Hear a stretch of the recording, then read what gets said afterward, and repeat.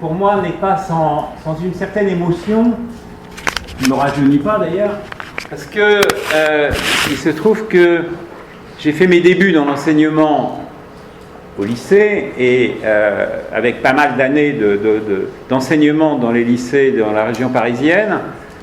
Et après l'agrégation d'histoire, on a effectivement une classe en responsabilité pour la première année, qui est l'année de stage.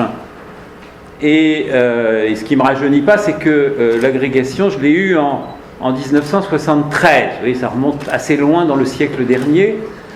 Et ma première classe, à la rentrée des classes, c'était donc septembre 1973, qui est une date historique pour le Chili, une date tragique qui nous rappelle les rapports entre histoire et mémoire. Et je prenais ma première classe, qui était une troisième, en septembre, à la mi-septembre 73, avec un mot d'ordre syndical qui était de faire grève par solidarité avec le peuple chilien. Mais comme c'était une troisième, ce n'était pas une terminale, il fallait la prendre en charge. Donc on réunissait sa propre classe, mais en situation de grève. Ceci pour dire que ma première année, mon premier cours, ma première heure de cours a été une heure de silence, puisque j'étais en grève par solidarité avec le peuple chilien qui venait de connaître le coup d'État d'un certain Pinochet. Voilà, donc bien cette rencontre lycéenne me ramène donc à ces années de lycée qui ont commencé par une heure de silence. Alors, rassurez-vous, j'essaierai d'être pas silencieux, mais j'espère qu'on aura un peu de temps d'échange après ma présentation. Et d'après ce que a dit Frédéric, donc vous êtes déjà en fait renseigné sur la question, puisque si vous avez déjà fait l'histoire de la mémoire de la guerre d'Algérie et de la Deuxième Guerre mondiale, vous êtes déjà très au fait de la question. Alors, mon intervention aujourd'hui porte donc sur ce rapport délicat, difficile, d'alliance, mais aussi de conflit entre histoire et mémoire.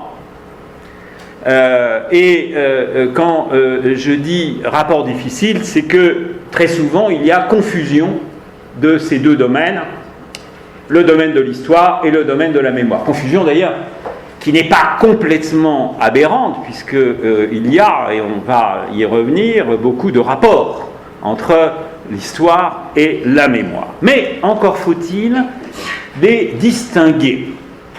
Alors, je partirai d'une phrase que vous connaissez très certainement et dont Frédéric Guinet a dû déjà vous parler, qui est cette phrase qui commence, par laquelle le philosophe Paul Ricoeur, dans son magistral livre paru en 2000 qui s'appelle « La mémoire, l'histoire, l'oubli », commence dès la page 1 de son livre. Il écrit ceci: « Je reste troublé par l'inquiétant spectacle que donne le trop de mémoire ici, le trop d'oubli ailleurs, pour ne rien dire de l'influence des commémorations et des abus de mémoire et d'oubli. L'idée d'une politique de la juste mémoire est à cet égard un de mes thèmes civiques avoués. » Bien, donc le philosophe Ricoeur a pris soin, et il y a passé pas mal d'années, dans ce gros ouvrage, de clarifier ce qu'est l'histoire et ce qu'est la mémoire, en les distinguant et en essayant de les penser ensemble. Donc il y a un travail de distinction et ensuite d'articulation, de dialectisation de ces deux dimensions. Deux dimensions, et contrairement à ce qu'on pense en général, il n'y a pas une dimension qui soit inférieure à l'autre. J'y reviendrai. Il n'y a pas la mémoire qui serait inférieure à l'histoire ou le contraire. Il n'y a pas un plus ou un moins. Il y a simplement le fait que vous avez là deux notions qui sont de nature différente. qualitativement différentes. Alors, vous me direz, mais qu'est-ce qui, pour aller vite, et on y reviendra, mais qu'est-ce qui les distingue, qu'est-ce qui fonde le fondement ontologique de la mémoire et de l'histoire?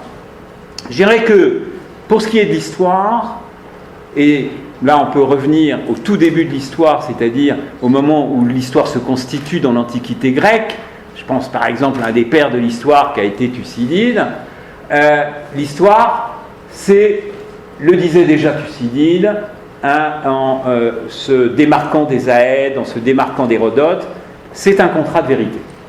C'est-à-dire que l'historien a pour objectif, a pour horizon, après c'est très difficile de dire la vérité, c'est beaucoup plus complexe, mais l'horizon de l'historien et de ses recherches est un horizon véritatif, est un horizon de vérité. Bon.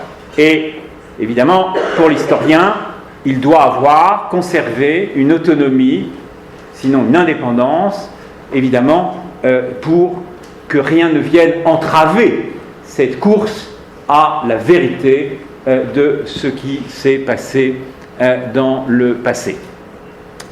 Pour ce qui est de la mémoire, je dirais que le sens de la mémoire n'est pas tant la vérité que la fidélité. C'est-à-dire qu'il y a là un sentiment de dette vis-à-vis des générations précédentes, vis-à-vis de ses ancêtres, vis-à-vis des gens qui ont combattu pour effectivement que les générations à venir adviennent. Et ce sentiment de dette fait que vous allez avoir des porteurs de mémoire, que vous allez avoir un rapport de fidélité à la mémoire, et que évidemment ce rapport à la mémoire est un rapport pluriel. Il n'y a pas une mémoire, il y a, on y reviendra, des mémoires. Et il faut insister sur cette pluralisation nécessaire. Alors, ce travail de clarification, c'est pas parce que Ricoeur a publié ce livre que, pour autant, les choses se sont améliorées dans la distinction de ces deux niveaux, et je dirais même que le début des années 2000 a été un moment, au contraire, de confusion grandissante du rapport histoire-mémoire, et jusqu'au point où Pierre Nora a pu parler en 2006, Pierre Nora, grand historien, auteur des lieux de mémoire, a pu parler en 2006 de malaise dans l'identité historique.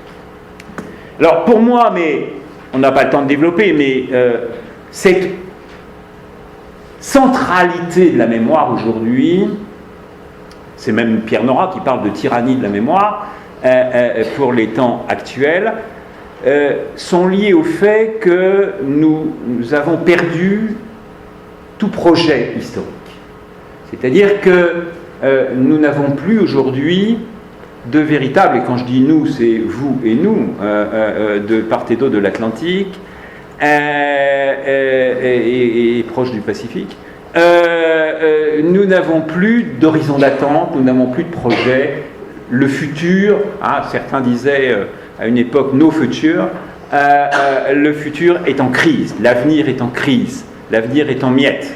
Et donc, à partir de là, il y a ce repli, ce refuge dans le passé et la mémoire.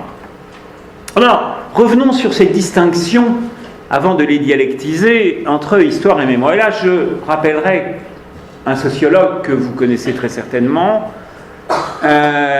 qui est un grand sociologue qui a d'ailleurs travaillé de concert avec les historiens, puisqu'il a fait partie du comité de direction des Annales, de la revue Annales, lorsqu'elle s'est constituée sous la direction de Lucien Febvre et de Marc Bloch en 1929, c'est Maurice Alvax, sociologue durkheimien, dont vous avez sans doute entendu parler en philo.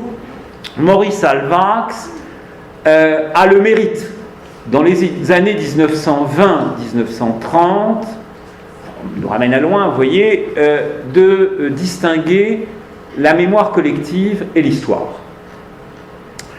Il est distinct dans des livres connus comme Les cadres sociaux de la mémoire ou La mémoire collective. Pour lui, la mémoire est du côté du multiple, de la pluralité, du vécu, et l'histoire est du côté de l'abstraction, du concept, de la science. Bon. Eh bien, Et Alvax va jusqu'à dire qu'il ne peut y avoir d'histoire que quand la mémoire n'est plus. Donc il absolutise, je dirais, la coupure entre mémoire et histoire. De cette coupure, Pierre Nora, lorsqu'il lance sa grande entreprise, vous le savez, 7 volumes, paru chez Gallimard entre 1984 et 1993, pendant 10 ans, où il va mobiliser toute une cohorte d'historiens dans les lieux de mémoire, Pierre Nora, lorsqu'il lance cette entreprise, reprend l'opposition de la distinction que fait Maurice Alvax. Je cite Pierre Nora, « Mémoire-histoire, loin d'être synonyme, nous prenons conscience que tout les oppose. La mémoire est la vie, toujours portée par des groupes vivants, et à ce titre, elle est en évolution permanente, ouverte à la dialectique du souvenir, de l'amnésie.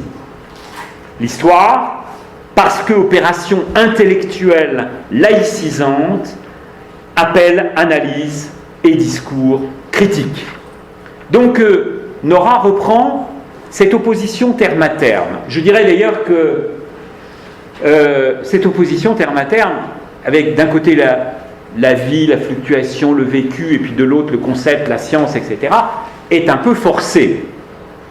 Aujourd'hui, l'entreprise même de Pierre Nora, les lieux de mémoire, montre que la séparation n'est pas aussi énorme et pas aussi frontale, aussi radicale que cela entre ces deux notions. Mais on peut dire que pendant très longtemps, très longtemps, avant que l'histoire ne s'enrichisse, se pluralise, etc., je dirais que ce qu'on appelait histoire, c'était en fait la mémoire de l'État.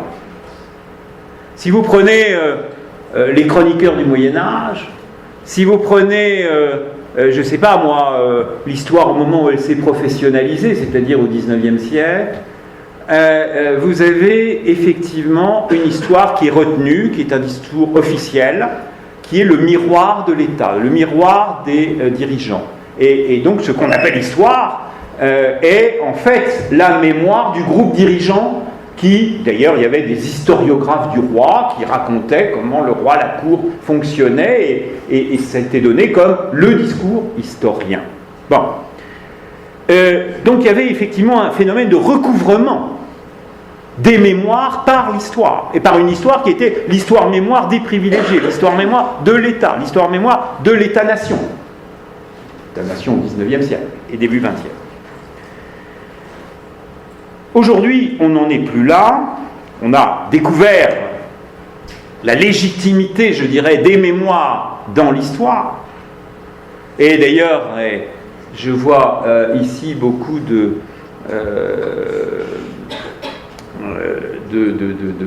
jeunes filles ou de jeunes femmes qui n'avaient pas droit de citer dans l'histoire. Une des grandes révolutions, c'est que aujourd'hui, ce qu'on appelle l'histoire de l'humanité, c'est l'histoire de l'humanité qui comprend la mémoire féminine, qui comprend les femmes comme actrices de l'histoire, ce qui n'était pas tardé à être reconnu, ce qui n'est que extrêmement récent. Bon. Alors, beaucoup d'études historiques récentes nous montrent à la fois la différence entre histoire et mémoire et la fécondité du lien. J'évoquerai un livre qui n'est pas, avant de parler de période contemporaine, qui est la vôtre, de votre programme, j'évoquerai un livre majeur qui a beaucoup compté, à mon avis, dans ce tournant mémoriel dans les études de recherche historique. C'est le livre qu'a fait l'historien médiéviste Georges Duby en 1973 chez Gallimard et qui s'appelle Le Dimanche de Bouvines. Bon, c'est un livre qui a été extrêmement important pour déplacer le projecteur de l'historien et où Duby a innové.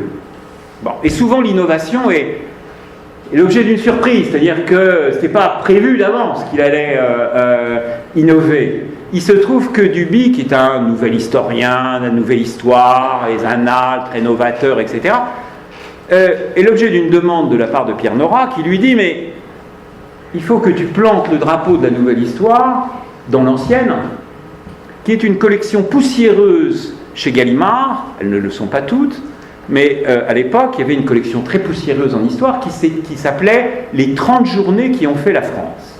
Alors, ces 30 journées qui ont fait la France, le principe, c'était la France a été faite en 30 batailles, et donc il suffit de raconter aux générations nouvelles les 30 batailles, et ils se sentent français, et ils savent tout sur la France. Bon.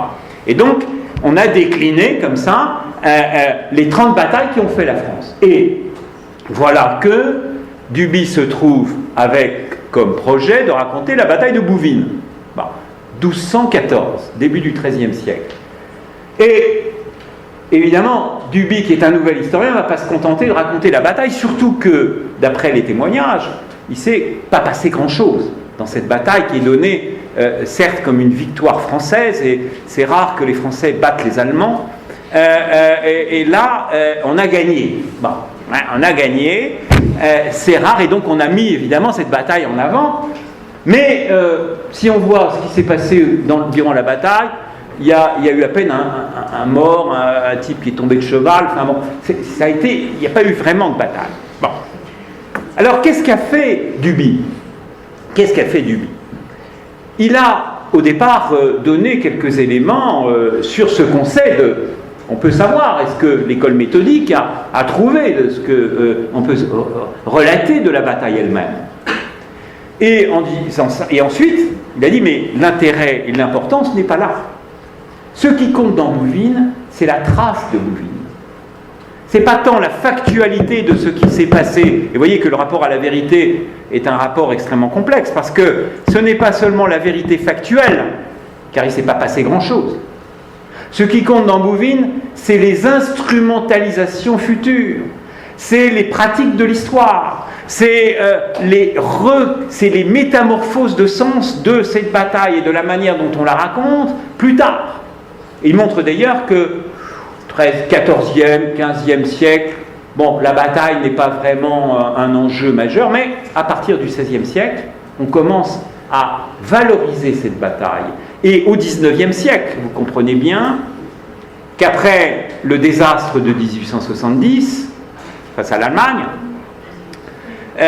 et la revanche que veulent prendre les historiens de l'État-nation France qui doit récupérer l'Alsace et la Lorraine, Bouvines devient une bataille essentielle. On peut les battre. Hein, on peut les battre. On les a battus à Bouvines. Donc la revanche est possible. Vous voyez comment, là, un événement prend sens dans des contextes différents. Et là, je cite toujours, à propos de l'événement, cette phrase extraordinaire qui change tout de Michel de Certeau, hein, dans son livre sur son article sur 68, où il dit « L'événement est ce qu'il devient ». Vous voyez, on a l'habitude en histoire traditionnellement de dire que l'événement est le produit de causes et d'enfermer l'événement dans des causes. C'est utile, mais aujourd'hui très insatisfaisant. Très insatisfaisant. Et comme vous le voyez, et comme l'indiquent les programmes de terminale, puisque vous avez des chapitres sur l'histoire de la mémoire, on déplace le projecteur, et c'est beaucoup plus riche, des causes vers, non pas les effets, parce que si on parlait d'effets, on resterait dans un système de cause, événement, effet, non, dans les traces. Jusqu'à nous. Et donc un événement fait trace, il n'est jamais forclos, il n'est jamais terminé. Vous voyez, Bouvines fait encore trace au XIXe siècle. 1214. Les types en 1214, ils ne pensaient pas qu'il serait encore l'objet d'enjeux. Hein. Bon. Je me rappelle d'ailleurs d'un débat que j'ai eu qui a donné lieu à un livre d'entretien avec un grand historien, qui n'est pas de mes opinions politique et social, mais qui était un grand historien, qui était Pierre Chaunu. Et on a fait un livre de dialogue qui s'appelle L'Instant éclaté, et il me disait, mais 1789, c'est pas un événement. Hein, c'est une vague prison qui croulait d'ailleurs, et il n'y avait même pas de prisonniers dedans. Hein, il y a 7 types qui étaient là, égarés, qu'on a remis dans la rue. C'est pas ça un événement. Parlez-moi d'un événement, parlez-moi Pasteur, là c'est un événement. Hein, il a sauvé des vies. Bon. Et je lui disais, mais l'événement 14 juillet 1789, c'est un événement symbolique fondamental. Et tellement fondamental que 200 ans plus tard, les étudiants de la place Tiananmen à Pékin, qui résistent sans armes pacifiquement aux chars de l'armée chinoise, eh bien, ils chantent la Marseillaise. 200 ans plus tard. Donc c'est dire ici qu'un événement peut avoir à distance séculaire, hein, non pas des effets, parce qu'il n'y a pas un effet direct qui relie l'étudiant chinois et puis Robespierre, mais une valeur symbolique qui passe le temps et qui fait qu'un événement est d'abord et surtout ce qu'il devient. Alors, cela, évidemment, ouvre la porte à une écriture de l'histoire très différente. Très différente. L'histoire, ce n'est pas seulement raconter des faits. C'est raconter la mémoire de ces faits. Les traces de ces faits. Et ces traces de ces faits, autre chose, ce n'est pas le monopole des historiens. Ces traces de ces faits, vous les retrouvez dans la littérature. Vous les retrouvez dans le cinéma, là je parle de moyens modernes, dans les gravures, dans la peinture, hein, donc dans toutes les manifestations culturelles où vous avez une écriture des mémoires et de l'histoire qui n'est en aucune manière le monopole que doivent s'arroger des historiens simplement parce qu'ils ont passé des concours. Donc une voie est ouverte à une toute autre histoire. Et c'est ce que dit Pierre Nora lorsqu'il dit la voie est ouverte à une toute autre histoire. Non plus les déterminants, mais leurs effets, non plus les actions mémorisées ou même commémorées, mais la trace de ces actions et le jeu de ces commémorations, pas les événements en eux-mêmes, mais leur construction dans le temps, l'effacement et la résurgence de leur signification, non le passé tel qu'il s'est passé. Vous savez que c'était le grand horizon d'un historien allemand, qui représente l'école historiciste allemande qui a été le modèle pour l'école méthodique au XIXe siècle, qui est Ranke. Ranke disait le travail de l'historien, c'est de raconter les faits tels qu'ils se sont passés. Oui, mais on s'aperçoit aujourd'hui que ça ne suffit pas. Et Nora continue, donc non pas le passé tel qu'il s'est passé, mais ses réemplois successifs. Pas la tradition, mais la manière dont elle s'est constituée et transmise. Donc vous voyez ici que si vous prenez en compte cela, ça veut dire que, et on y reviendra, les commémorations, les mémoriaux, les musées de la mémoire et autres participent de la construction de l'événement, hein, et donc participent de la construction de l'histoire, fondamentalement. Bon. Et par contre, hein, comme je le disais, à propos des causes, par exemple, des événements, on a tendance à réduire l'idée que des événements ont des causes très précises. Moi, je sais que dans mes premiers cours, j'avais tendance à enfermer les événements dans des causes, à dire, voilà, on va faire la Première Guerre mondiale, donc il y a les causes profondes, il y a les causes superficielles, et puis voilà, ça devait se passer là. D'ailleurs, l'état-major allemand avait prévu qu'il n'avait rien à faire l'été 14, donc la guerre a commencé. Bon. Sauf que, effectivement, et comme me le disait mon vieux maître Jean Bouvier en histoire, à Paris 8, l'historien est très fort pour prévoir le passé. Très fort. Donc effectivement, il va vous dire, c'est la cause A plus la cause B plus la cause C, vous avez l'événement. Bon, évidemment, puisqu'on sait qu'il s'est passé, et qu'on sait aujourd'hui, effectivement, ses effets. Mais le travail qui est à faire aujourd'hui est strictement le contraire. ça c'est une leçon d'un laboratoire dans lequel je suis, qui est l'Institut d'Histoire du Temps Présent, une des leçons de l'histoire du temps présent, c'est de comprendre que dans le passé, les gens ont vécu une indétermination qui renvoie à, effectivement, à des possibles dont certains seront avérés et d'autres pas, mais qui sont des possibles très ouverts. Et ce qu'il nous faut faire, nous, c'est de défataliser l'histoire en retrouvant cette indétermination, en revisitant le passé dans ces mémoires plurielles, ces possibles pluriels, qui certains seront et d'autres pas. Ne serait-ce que pour retrouver le vécu des acteurs de ce passé. Alors, évidemment, je dirais que l'histoire et la mémoire ont en commun le fait que ils présupposent une fabrication. Il y a d'ailleurs une émission à France Culture quotidienne qui s'appelle La Fabrique de l'Histoire. Et qui effectivement, et je pense aussi à la trilogie dirigée par Pierre Nora et Le Goff, sortie en 1974, s'appelle Faire de l'Histoire. L'histoire est un faire, une fabrication. Or, qui dit faire, dit sélection, dit mise à l'écart, dit construction. Bien, c'est le cas de la mémoire et c'est le cas de l'histoire. Les deux sont des modes de sélection. De toute façon, on ne peut pas tout dire, on ne peut pas tout faire, on ne peut pas tout homogénéiser. Donc il y a une fragmentation, il y a une hiérarchisation à faire, et qui évidemment est mobile dans le temps. Entre les deux, je dirais que les deux sont fragiles aussi, mais je dirais que la mémoire est particulièrement fragile. Bon, on le sait malheureusement sur le plan organique, il y a effectivement une maladie que tout le monde connaît de plus en plus avec l'augmentation de l'espérance de vie, qui est cette affreuse maladie de la mémoire, qui est la maladie d'Alzheimer, où effectivement on voit bien que atteindre une maladie d'Alzheimer, on perd son identité personnelle.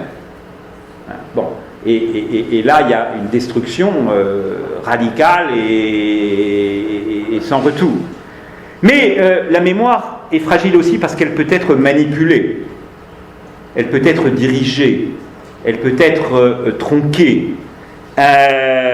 Et vous avez là évidemment des choses qui sont, alors je dirais manipulées, tronquées, dirigées, mais aussi une mémoire fragile parce qu'elle peut aussi, sans être manipulée, connaître des refoulements. Et là, pensons et c'est très utile évidemment pour penser le domaine de la mémoire, pensons aux enseignements de la psychanalyse, pensons aux enseignements de Freud, pensons à ce que Freud appelle les souvenirs écrans, pensons à ce que Freud appelle le travail de deuil, pensons à ce que Freud appelle le refoulement, ou le retour du refoulé, ou la phase obsessionnelle, ou la compulsion de répétition. Voilà un certain nombre de catégories d'ordre psychanalytique qui fonctionnent à l'échelle individuelle, dans une psychanalyse, mais qui fonctionnent tout autant dans le fonctionnement de la mémoire collective. Alors j'en donnerai un exemple de pathologie mémorielle qui nous rapproche de l'histoire contemporaine, et avant d'en venir à quelques exemples de manuels. C'est un historien qui a longtemps dirigé d'ailleurs l'IHTP, qui est spécialiste du régime de Vichy et de la période de la Deuxième Guerre mondiale, c'est Henri Rousseau. Henri Rousseau a fait un remarquable livre que vous connaissez peut-être, qui est paru en 1987 au Seuil, qui s'appelle le syndrome de Vichy. Le syndrome de Vichy, c'est un terme clinique, c'est un terme psychanalytique. De Vichy. Quel est l'objet de Rousseau? Ce n'est pas de faire l'histoire du régime de Vichy. C'est le syndrome de Vichy de 1945, c'est-à-dire du moment où il n'y a plus Vichy comme régime, le régime de Pétain, jusqu'à nos jours. Et qu'est-ce qu'il montre donc? Qu'est-ce qu'il fait?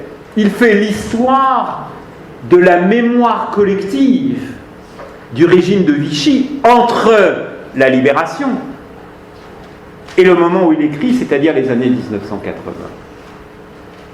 Et on s'aperçoit que l'image de Vichy a beaucoup changé entre 1945 et les années 80.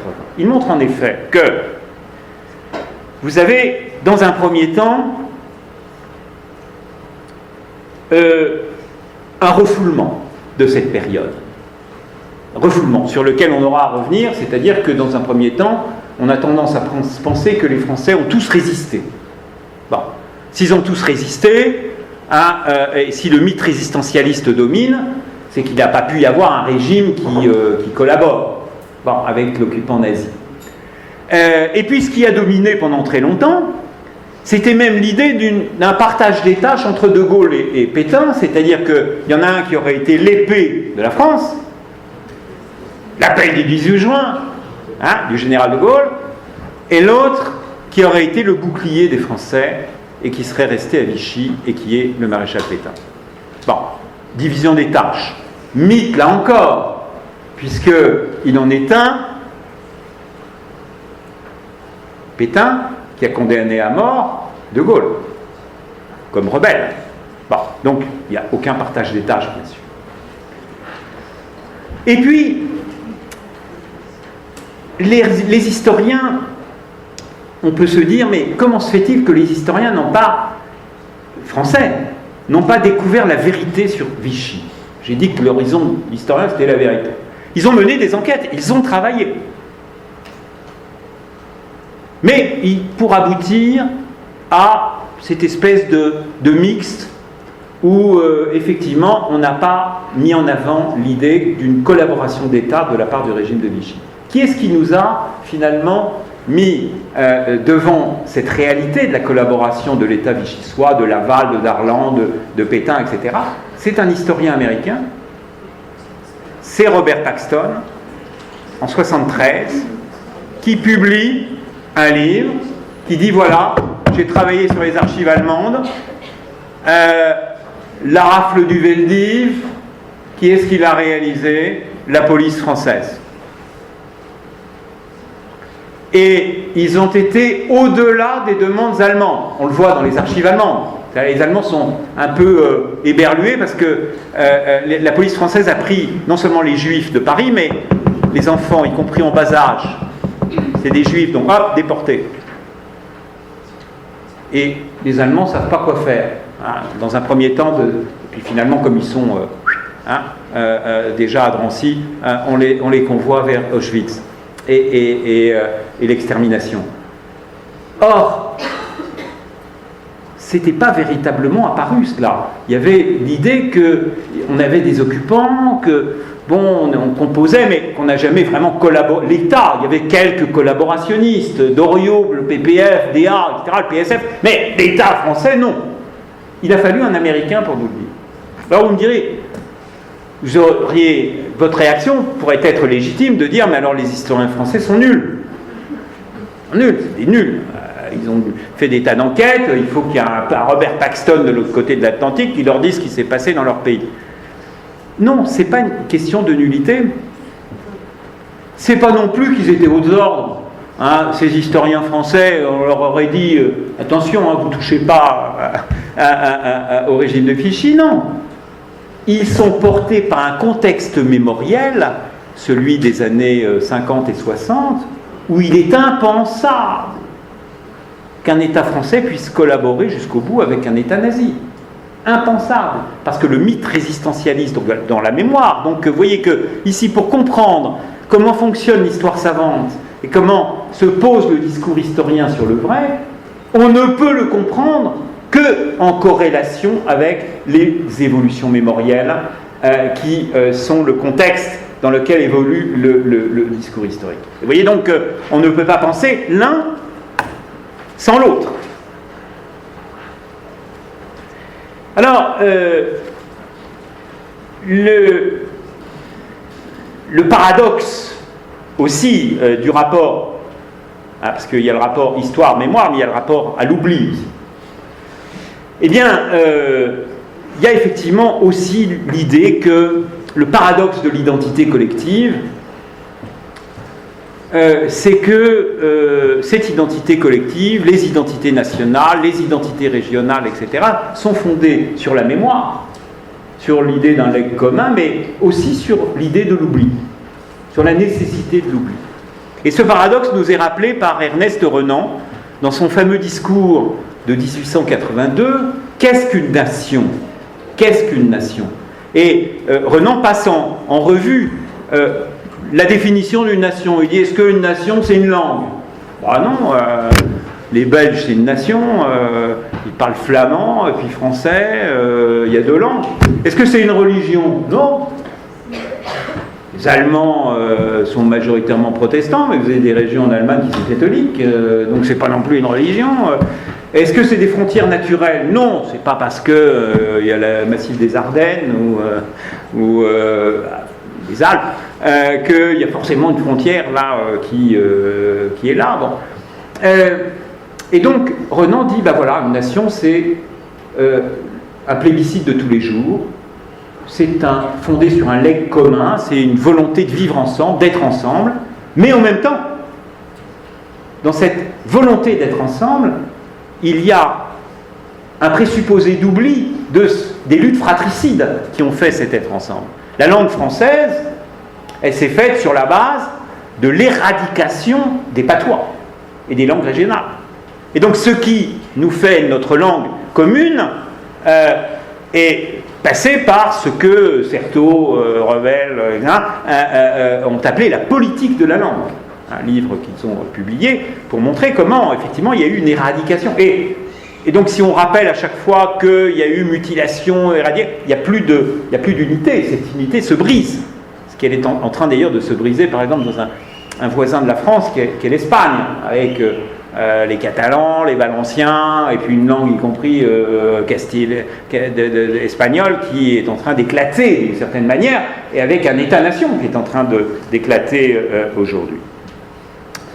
Alors, j'en viens maintenant plus précisément à votre programme, et donc à quelques documents sur les 2 thèmes que vous avez à votre programme. Donc, on va être là plus utilitariste en termes de préparation du baccalauréat, qui est effectivement ces 2 moments. Et c'est pas hasard si on vous donne ces 2 moments, vous le voyez, on vous donne... Pour avancer, Oui, c'est si tu cliques là, à gauche, et ça avancera par là. À gauche et ça avancera par là. Ouais, d'accord. Donc, je dirais que ce n'est pas un hasard, déjà, si on a mis au programme de terminale, ou la mémoire, pas les 2 c'est trop lourd, mais ou la mémoire de la Deuxième Guerre mondiale, ou la mémoire de la guerre d'Algérie. Pourquoi ? Parce que c'est 2 moments traumatiques. Les questions mémorielles se greffent donc, c'est déjà une première donnée à comprendre, sur des moments de trauma, sur des moments de perte, sur des moments d'ombre, sombre. Les problèmes qui tiennent au fonctionnement de la mémoire collective au Chili sont très articulés, avec la date sur laquelle j'ai commencé, 73, et l'après 73, évidemment. Alors, donc, là, ici, la mémoire de la guerre d'Algérie. En effet, la guerre d'Algérie a été l'objet d'une double amnésie, d'un double travail d'oubli. Bon. D'une part, du côté français, du côté de la métropole, oubli dès le départ, puisque pendant très longtemps, comme vous le savez sans doute déjà, cette guerre était considérée comme un simple maintien de l'ordre, ce n'était pas une guerre. C'est, comme l'a dit Benjamin Stora, spécialiste de la guerre d'Algérie, la guerre d'Algérie était une guerre sans nom. Et tenez-vous bien, il faut attendre une date récente, alors que la guerre d'Algérie, comme vous savez tous, s'est terminée en 1962, il faut attendre 1999, presque l'an 2000, pour qu'on parle de guerre d'Algérie officiellement. Avant, pas une guerre. Vous avez fait la guerre d'Algérie, pas de guerre.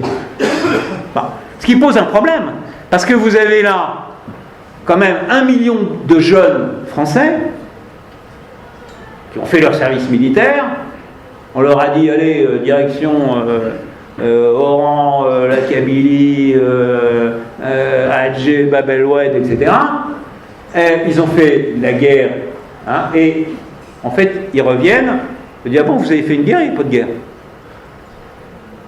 Ce qui pose un problème, parce qu'ils ont dû vivre avec leur trauma, parce qu'ils ont effectivement été traumatisés parce qu'ils ont vécu, vu, pratiqué, etc., sans pouvoir le communiquer. Il n'y a pas de, on a beaucoup rigolé pendant des années sur les anciens combattants, ouais, bon, les vieux ils s'occupent là, bon. Mais non, ça accompagne un travail de deuil, ça accompagne un travail de socialisation de la violence. Hein. Or, quand la guerre n'est pas reconnue comme telle, ce travail de socialisation de la violence ne se fait pas et a des conséquences dramatiques pour des gens qui deviennent caractériels, qui sont là pris avec leurs propres pulsions et leurs propres angoisses. On a un phénomène similaire d'ailleurs avec les anciens de la guerre du Vietnam aux États-Unis. Du côté algérien, c'est, nous dit Benjamin Stora, une guerre sans visage. Il y a en effet eu des leaders qui sont apparus de la guerre d'indépendance anticoloniale.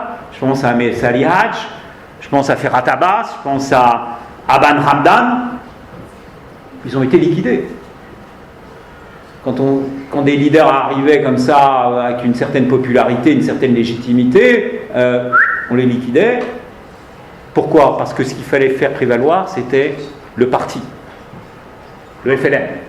Donc c'était une espèce de héroïsation collective autour d'une organisation qui était le FLN, et d'un parti évidemment totalitaire, qui ne devait pas s'en laisser compter par un certain nombre de héros qui auraient pris, si, des héros du FLN. Après, une fois morts, on les consacre comme évidemment des représentants du collectif. Donc, on a eu un désir d'oubli de part et d'autre, hein, et des bouffées de mémoire qui ont été ensevelies sous une guerre oubliée. Bon. Et puis on en a oublié et on a laissé des porteurs de mémoire dans l'isolement. Je pense, et on y reviendra, aux soldats simplement du contingent, mais aussi aux pieds noirs, aux harkis, etc. Or, on a assisté à un certain nombre de retours du refoulé. Retour du refoulé. Alors là, vous avez un très beau, dans ce manuel de terminale, vous avez un très beau retour du refoulé, qui est cette manifestation du 17 octobre 1961. Et pour vous dire à quel point, effectivement, il y avait un énorme refoulement, c'est que je dirais à propos des mémoires, ce qu'on dit, vous savez, dans les gares, pour prévenir quand vous passez la voie ferrée avec votre voiture ou à pied, etc., on vous dit, attention, un train peut en cacher un autre. Un train peut en cacher un autre. Eh bien, je dirais à propos de la mémoire la même chose. Une mémoire peut en cacher une autre. Et moi-même, quand je faisais avec mes terminales de la guerre d'Algérie, je suis rentré dans les programmes tardivement, hein, c'était pas en 73.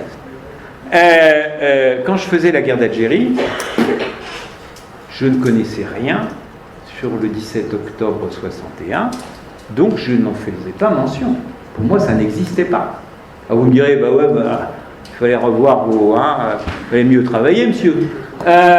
Oui, mais c'est pas ça, c'était c'était pas dans les manuels, c'était pas dans les travaux des historiens. Pourquoi? Parce que quand on parlait d'une répression d'une manifestation en France, on parlait de la fameuse manifestation de 62, qui est la manifestation de Charonne, où il y a eu,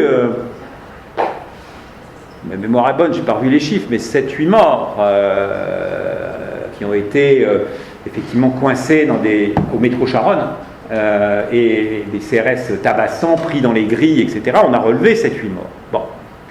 Et il y a eu une manifestation après. Ce qu'il y a, c'est que c'était un des Français, deux des communistes ou proches du Parti communiste.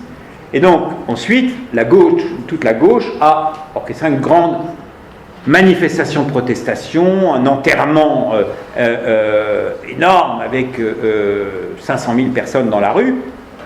La manifestation de protestation de la répression de Charonne. Il y a eu des travaux depuis, mais voilà, cette manifestation de Charonne a effacé dans les mémoires ce qui s'est passé le 17 octobre 1961. Or, ce qui s'est passé le 17 octobre 1961 est de dimension beaucoup plus grave.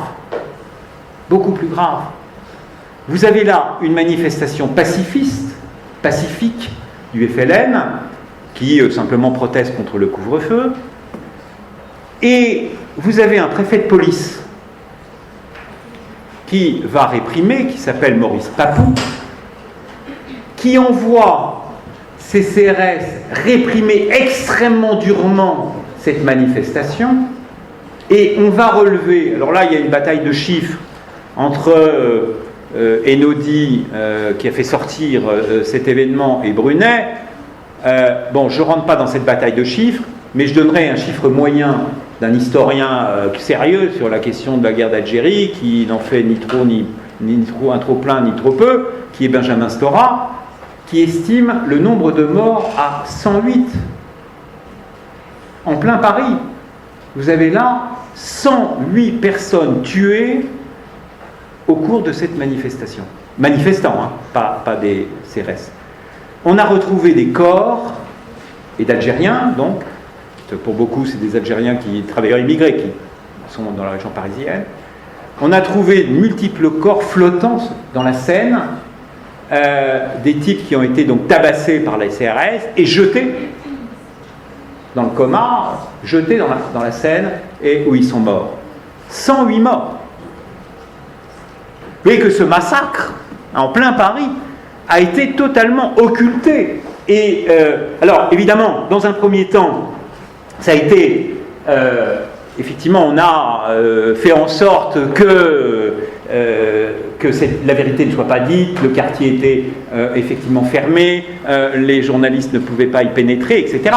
Donc, il y a eu une manipulation là majeure, mais c'est surtout dans les mémoires que cet événement a disparu. Autre chose qui était niée pendant très longtemps.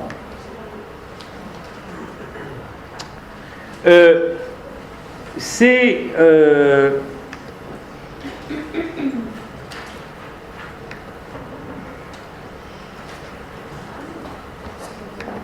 non. Je peux revenir en arrière? Oui.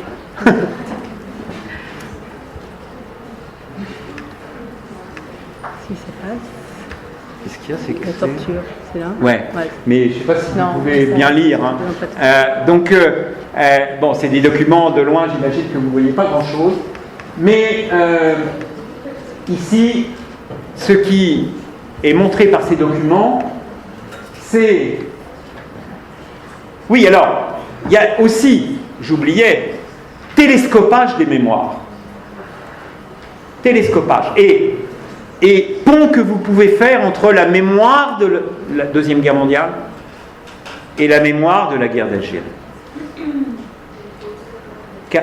Et là, on touche le domaine de la torture.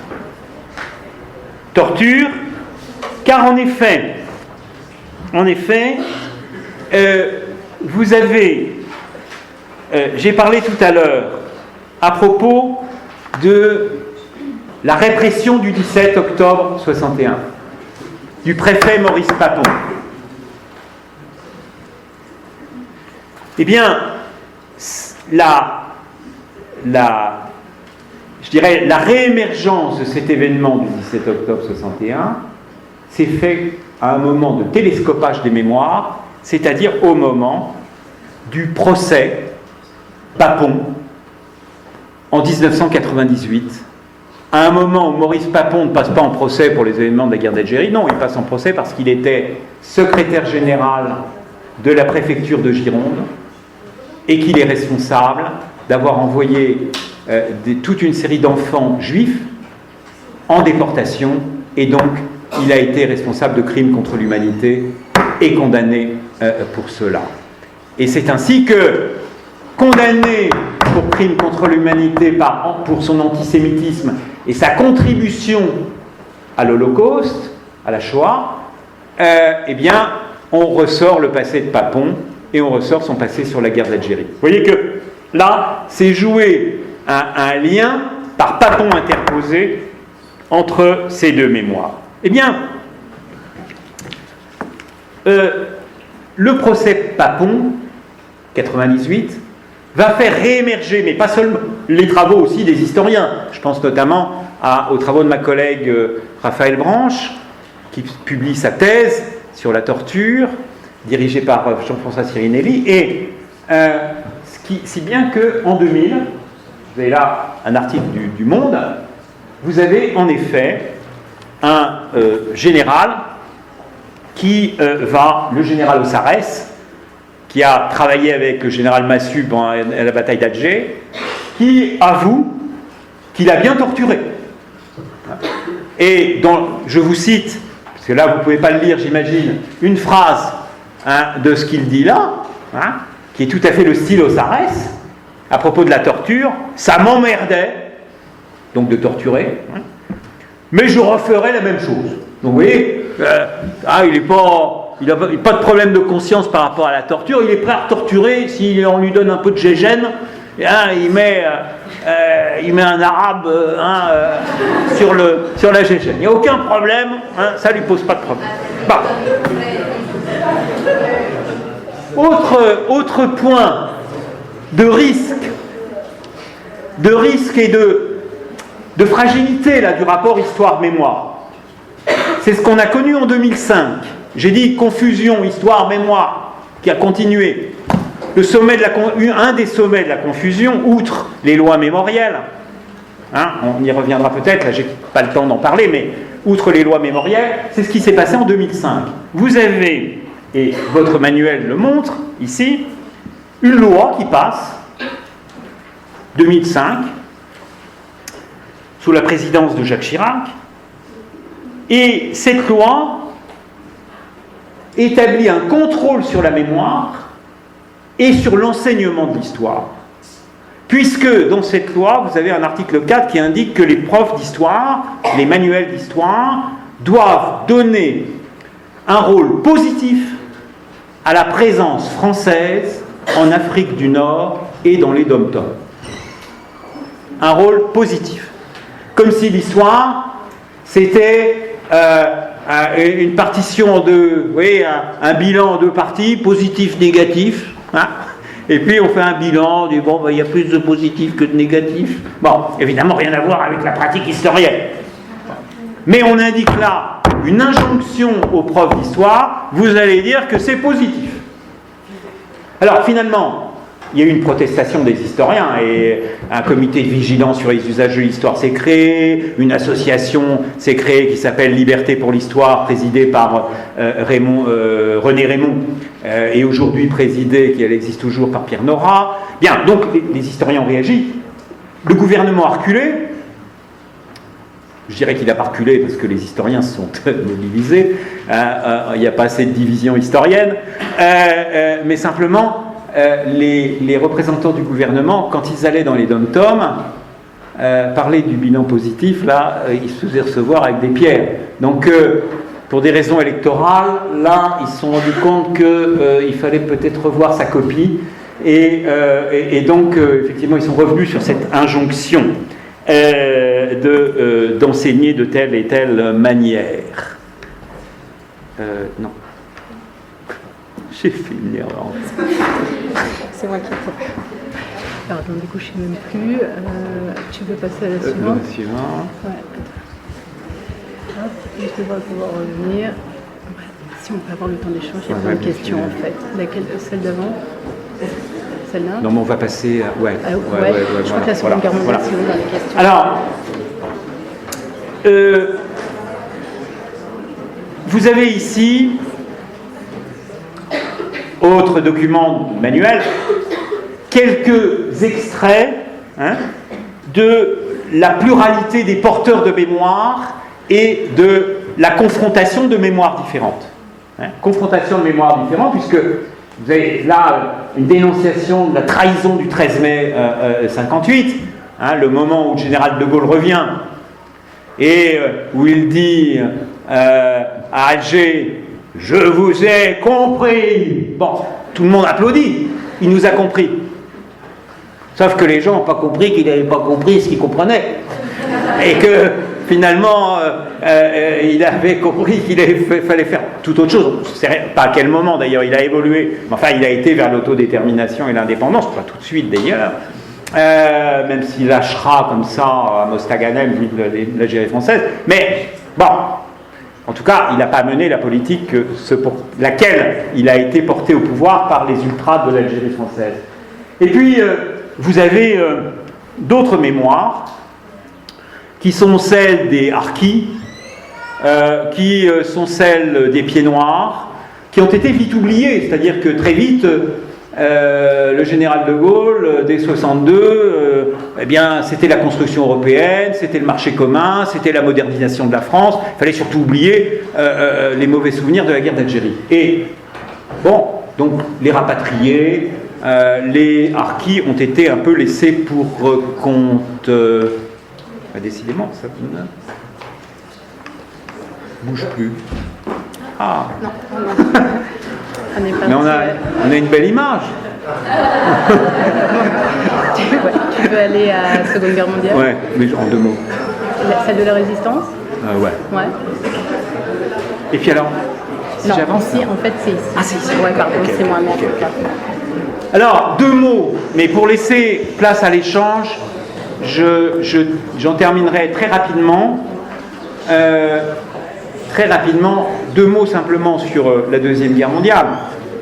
Vous voyez le titre, les mémoires de la résistance. Bon. Il y a sur la résistance en France 2 grandes mémoires qui se sont opposées, mais qui se sont battues ensemble contre l'occupant, contre Vichy, pour la libération du territoire national. C'est la mémoire gaulliste et la mémoire communiste. Bon. Mais l'une et l'autre sont donc aussi en concurrence, puisque, vous le savez, ensuite il y aura confrontation dans l'après-guerre du général de Gaulle et de la force d'un parti communiste important dans le paysage politique français en 1945-1946.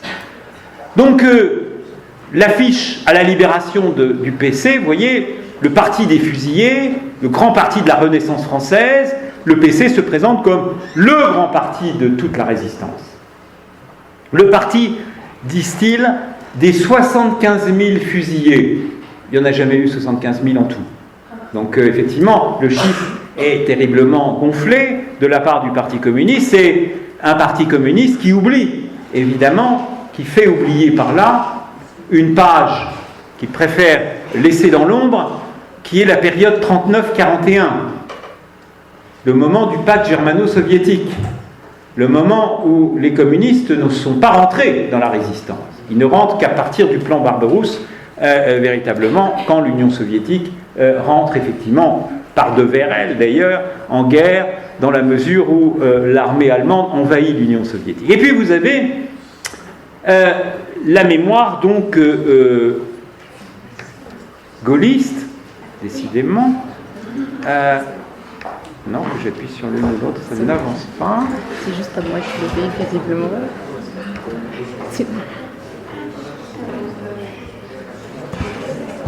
Moi non plus. C'est là. Voilà, et là vous avez la mémoire gaullienne, gaulliste. Alors, là c'était extrêmement intéressant et je terminerai là-dessus. C'est que le moment où la mémoire gaulliste est le plus fort, ce n'est pas 45-46. Ce n'est pas le moment où le général de Gaulle revient à la tête du gouvernement provisoire, etc. C'est 64. Vous me direz, c'est curieux, 64, on est quand même de plus en plus éloigné de la guerre. Comment se fait-il 64 ? 64, c'est, vous l'avez là, le fameux discours de Malraux, très lyrique, de la panthéonisation de Jean Moulin, où, avec effectivement des trémolos dans la voix, Malraux célèbre une France entière qui a été résistante. Or, pourquoi cette célébration unanime ? Eh bien, parce que le général de Gaulle est revenu au pouvoir en 1958. Et que le général de Gaulle a permis d'une certaine manière d'éviter une guerre civile, même si on n'était quand même pas loin de la guerre civile, puisque vous savez qu'il a été quand même victime d'un attentat, le petit Clamart, qu'il y a eu un putsch à Alger contre lui en 61. Donc on n'était pas loin effectivement d'une guerre civile. Or, il a réussi à effectivement rassembler, à accompagner, ça a été difficile, l'indépendance de l'Algérie, proclamée en 62, et évidemment, il veut continuer ce rassemblement politique des Français autour de lui, autour de cette idée de l'appel de l'homme du 18 juin 40, c'est-à-dire celui qui rassemble les Français, la nation française. Et donc, ce mythe résistentialiste autour du général de Gaulle va être porté dans le début des années 60 de manière tellement extraordinaire que celui qui aurait tenu un discours à la Paxton, et c'est là où j'y reviens sur la mémoire collective, du genre « des Français ont collaboré », etc., aurait été presque mis en hôpital psychiatrique. Ils auraient été complètement à contre-courant. Et d'ailleurs, plus tard, sous Georges Pompidou, il paraîtra un film qui sera interdit à la télévision, le film d'Ophuls, Le chagrin et la pitié. Or, c'est quoi le chagrin et la pitié ? Ce n'est pas un film révolutionnaire, ce n'est pas un documentaire révolutionnaire, c'est simplement un film qui montre la vie quotidienne à Clermont-Ferrand pendant la Deuxième Guerre mondiale. Et qui montre qu'il y a des résistants, mais il y a aussi des collaborateurs, puis il y a des gens qui s'accommodent, et puis de la situation. Et donc, il y a effectivement une France extrêmement diverse, plurielle, c'est pas une espèce... Or, ce film a été interdit à la télévision, il faut attendre 1981, c'est-à-dire l'élection de François Mitterrand à la présidence, pour que ce film soit autorisé de passage à la télévision. C'est-à-dire, donc, là, vous voyez aussi quelques contrôles mémoriels, même s'il ne faut pas exagérer sur ces contrôles mémoriels en France, mais enfin, il y a quand même un certain nombre là. Alors, sur la Deuxième Guerre mondiale, et je terminerai là-dessus, grosso modo, on est passé d'une mémoire qui était une mémoire des héros dans l'après-guerre à... non, ça marche pas. À une mémoire des victimes. Si vous avez une histoire de la mémoire à faire de la Deuxième Guerre mondiale, le mouvement, merci, c'est le mouvement de l'héroïsation résistante à la mémoire des victimes de la Shoah. Et vous avez là, effectivement, tout un mouvement où, au départ, et là vous avez par exemple le témoignage de Simone Veil, qui dit, revenant d'Auschwitz, survivante d'Auschwitz, du camp d'extermination, l'un des pires, et qui dit on n'était pas entendus. On était entendus les héros, ceux qui se sont battus. Nous, on était des victimes, tatouées, et donc on ne nous entendait pas. Bon. C'est pas par antisémitisme, contrairement à ce qu'ont dit certains. Non, ils n'étaient pas véritablement entendus.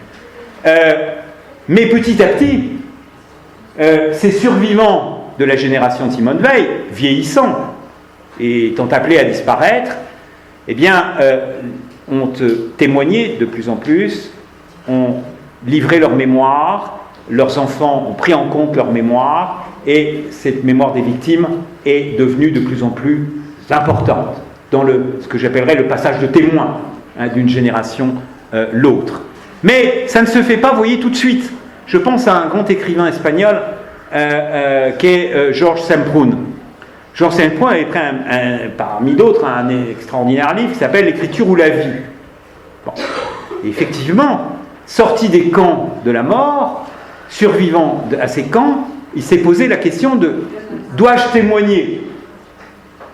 Et dans un premier temps, non, il a dit « non, il faut que je vive. J'ai traversé la mort, je choisis la vie. » Mais, effectivement, plus tard, quelques dizaines d'années plus tard, il sera repris par la nécessité du témoignage. Et il écrira ce livre, L'écriture ou la vie, qui est donc effectivement dans cette tension, oubli, mémoire, mémoire-oubli, que chacun doit gérer à l'échelle individuelle et sur le plan collectif. Merci. Et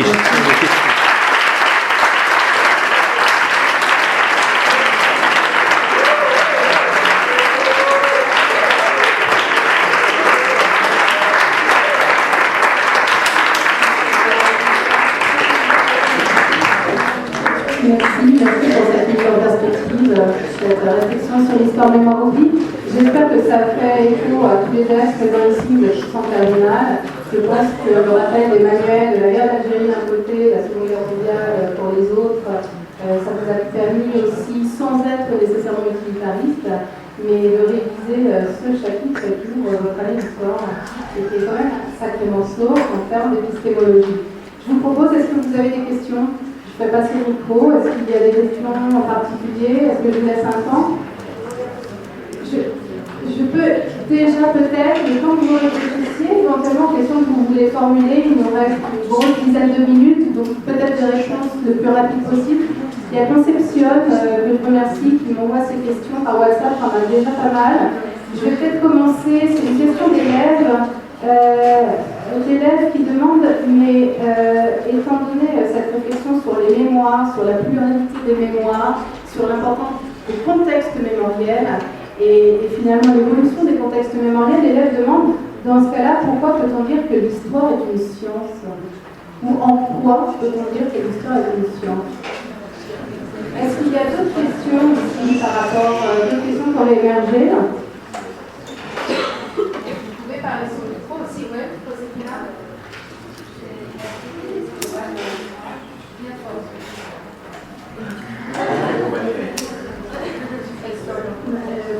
Vous avez dit que l'esclavage de la mémoire. un peu plus fort. Vous avez dit l'esclavage des mémoires. Télescopage des mémoires. Télescopage des mémoires. Ah, télescopage des mémoires. Télescopage des mémoires. D'accord. Est-ce qu'il y a d'autres questions? Est-ce que vous avez d'autres interrogations? Il y en a une autre, sinon, qui vient de Vigna, et ça sera peut-être sur les 10 minutes qui restent de Vigna et de Conception, qui demandait aussi, dans ce cas-là, l'histoire scolaire, ce qui est dans les manuels, l'histoire scolaire n'est-elle pas une mémoire d'État? Et ça, c'est valable, l'histoire qu'on vous apprend. Est-elle une mémoire d'État? Ils sont perçus par la conception avec ça.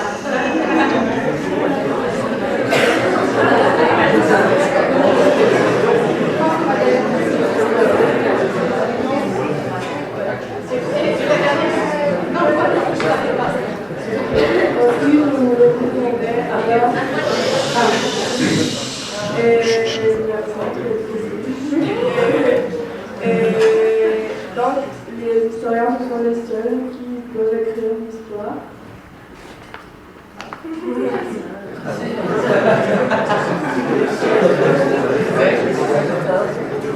y a du travail, on peut se poser cette question. S'il y a d'autres questions, elles sont les bienvenues.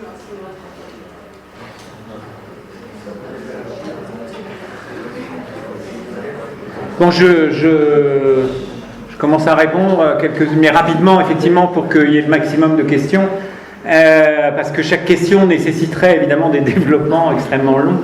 Je commencerai par la dernière question sur est-ce que les historiens sont les seuls à pouvoir écrire l'histoire? Ma réponse est évidemment non.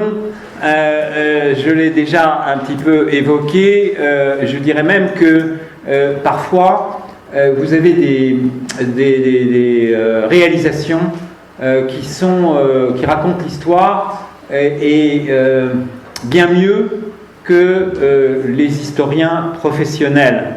Et vous avez ainsi, par exemple, ce monument. Je dirais que, par exemple, si on prend l'histoire de la Shoah, hein, l'histoire du génocide des Juifs pendant la Deuxième Guerre mondiale, eh bien, je dirais que celui qui a écrit, quand même, qui a fait la plus grande œuvre qui restitue cette histoire, et rendons-lui hommage, même s'il a tendance à considérer que c'est sa propriété privée, c'est Claude Lanzmann, et il n'est pas historien, et c'est 8h30 de film qui s'appelle Shoah, et le travail qu'il a réalisé là est un travail qui va au-delà de tous les travaux historiques qui ont été menés jusque-là, et donc qui montre là que effectivement dans la réalisation de l'histoire, il n'y a pas que les historiens professionnels, et surtout à partir du moment où on intègre la dimension du témoignage, la dimension de la mémoire, la dimension des représentations.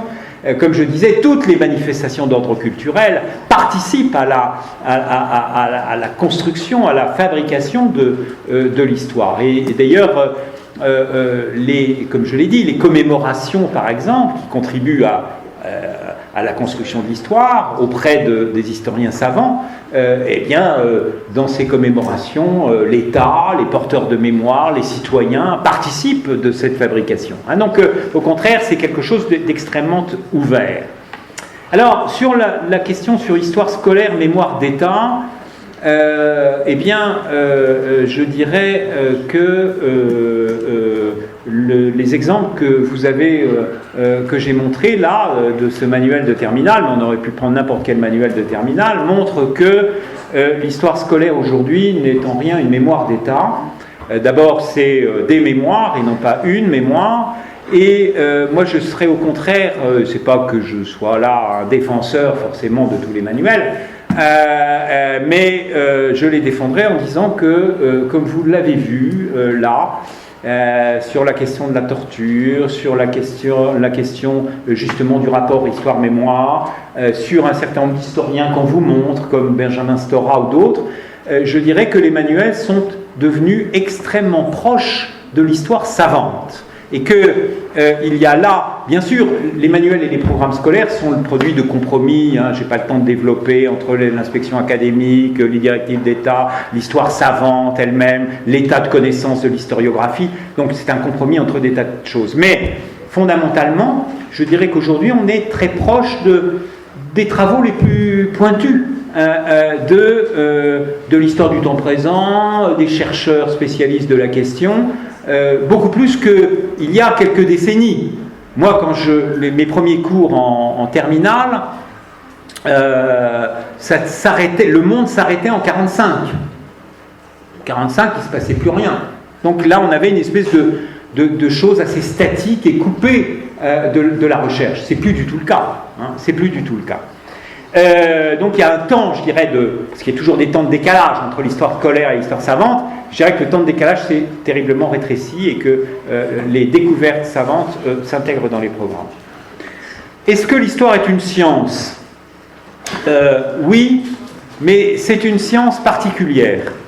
Que je reprendrai simplement le titre d'ailleurs pour bien faire comprendre que c'est une science particulière, et ça demandera évidemment de plus ample développement, mais le titre du livre de Michel de Certeau qui est le suivant: l'histoire et la psychanalyse entre science et fiction. Entre science et fiction. Je dirais que c'est une science de l'entre-deux. Bon. Parce qu'effectivement, on est dans... Il y a cet objectif véritatif qui fait de l'histoire une science. Alors, vous me direz, oui, mais alors, à quel moment la vérité, est-ce qu'il y a vérité de part et d'autre des Pyrénées, etc. Non. Ou de la chaîne andine, du côté argentin et chilien. Non, évidemment pas. Il y a,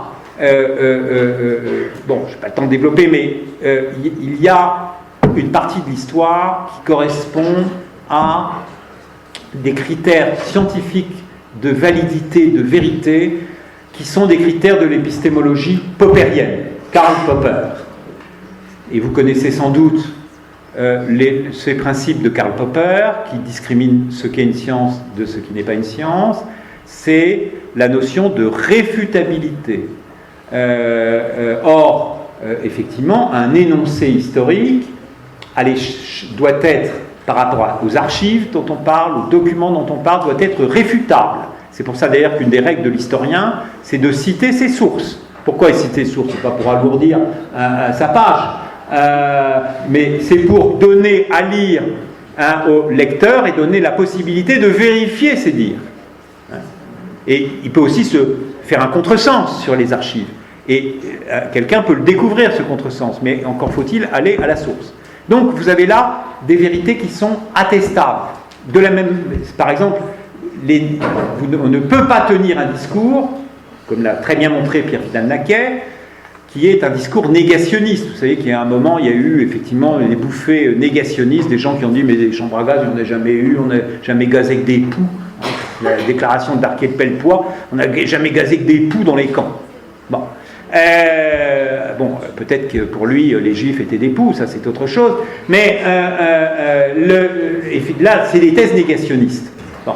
Les thèses négationnistes ne sont pas possibles, on ne peut pas les tenir, parce qu'il y a un rapport à la vérité, à l'archive, qui fait que non, il y a là une vérité attestable, et qu'on ne peut nier. Donc là, il y a un noyau dur scientifique de l'histoire. Après, il y a les interprétations historiques. Il y a les représentations de l'histoire. Il y a les écritures de l'histoire. Et là, elles ne peuvent être que plurielles. Et là, vous êtes dans le domaine de la fabrication. Vous êtes aussi dans le domaine qui est proche de l'imaginaire. Vous êtes dans l'imagination, est tout à fait fondamentale pour l'historien. Et donc là, on est dans une proximité avec la fiction. Il faut donner à voir une réalité, mais tout en sachant que cette réalité, elle ne se donne pas directement. L'historien médiéviste, quand il ne parle pas 14e siècle. Michelet avait évidemment le désir et le rêve fou de revivre, de donner souffle, de donner naissance aux sociétés du passé, de parler leur voix, leur langue. Mais bon, c'est un rêve évidemment un peu fou que n'a pas l'historien. L'historien, c'est une science de médiation. On est sur des médiations. On ne connaît pas le réel, on connaît des traces de ce qu'on suppose du réel. Alors, sur la notion, et je termine là-dessus, donc, du télescopage des mémoires, ce qui est très intéressant là dans le rapport Histoire-Mémoire, je dirais que c'est des effets que j'appellerais des effets d'après-coup. Et là encore, quand je dis ça, j'utilise une notion psychanalytique. C'est-à-dire que vous avez souvent, dans l'évolution mémorielle, non seulement des effets de retard, mais où ça va percuter avec d'autres événements, ce que j'appelle le télescopage des mémoires, et qui va vous faire voir les choses différemment. Là, j'en ai donné un exemple avec Papon. Je veux dire, on a Pierre Vidal-Naquet, grand spécialiste de la guerre d'Algérie, y compris de la Grèce antique, a dit, mais je ne pensais pas voir ça de mon vivant. L'acceptation de la torture, tout ça qui sort sur la place publique comme une vérité historique, et avec témoignage là-dessus. Pourquoi il a vu ça de son vivant? Parce que il y a une autre mémoire, le procès Papon sur la Deuxième Guerre mondiale, qui a fait ressortir un refoulé de la guerre d'Algérie. Donc vous avez des mémoires comme ça qui jouent les unes les autres. Que j'appelle d'effet d'après-coup et télescopage des mémoires, ce que j'ai dit sur Bouvines. Bouvines qui porte sens par rapport à Sedan.